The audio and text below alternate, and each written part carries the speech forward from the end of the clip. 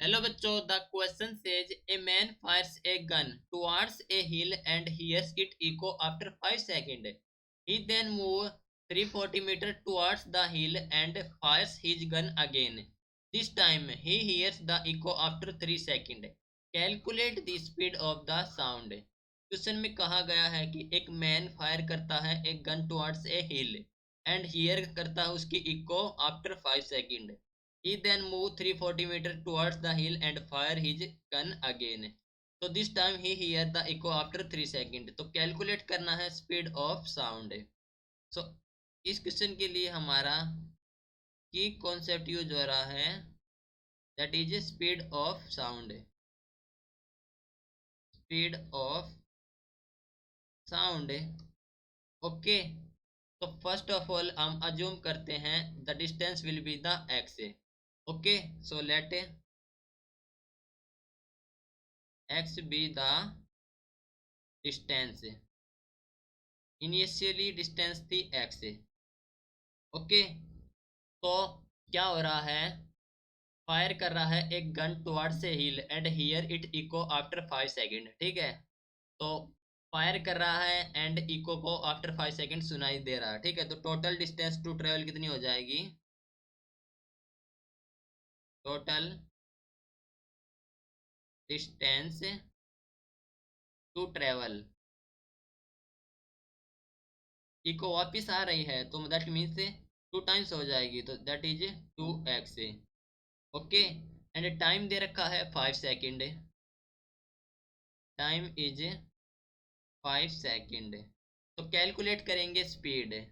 तो हम जानते हैं कि जो स्पीड होती है that is distance upon time. Distance upon time. तो डिस्टेंस कितनी है हमारे पास से, that is 2x upon time is 5 second. Okay. मान लीजिए this is the equation first. Okay. जहाँ पर हमने कैलकुलेट कर ली speed.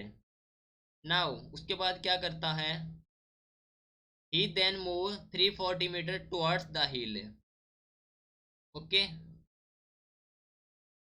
He move 340 meter towards hill. Okay. तो क्या हो जाएगा, हमारे सेकंड सिचुएशन में क्या होगा, डिस्टेंस कितनी बच जाएगी, डिस्टेंस मानी थी हमने x, लेकिन वो मूव कर गया 340 meter towards hill. So distance is x minus 340. Okay. And total distance कितनी हो जाएगी, इको सुनाई दे रही है तो total distance is 2 into x minus 340. Okay. Now that is equal to the 2x minus 680. That is the total distance. अब time दे रखा है, time is this time he heard the echo after 3 second.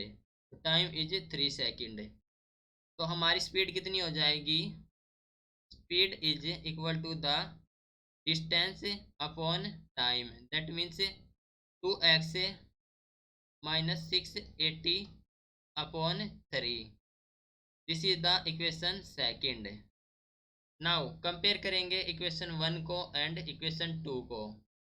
तो from 1 and 2 हमें क्या मिला, हमें जैसे कि 2x upon 5 is equal to the 2x minus 680 upon 3.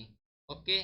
Cross multiply करेंगे तो that is 6x is equal to 5 into 2x minus 680.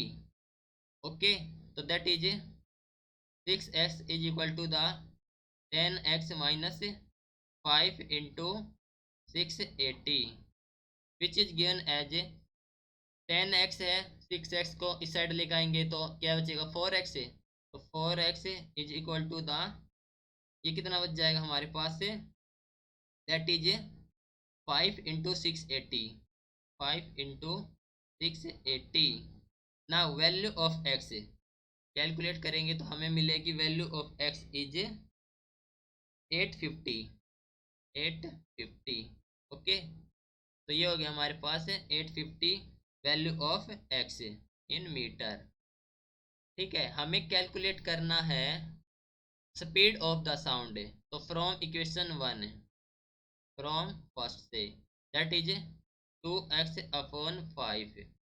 तो हमारी स्पीड कितनी हो जाएगी, स्पीड इज 2 इंटू एक्स की वैल्यू हमने कैलकुलेट कर रखी है, that is 850 upon divide by 5, that is 340 metre per second. Okay, that is the speed of sound. तो speed of sound is 340 metre per second, right. Hope you understood it well, best of luck, thank you.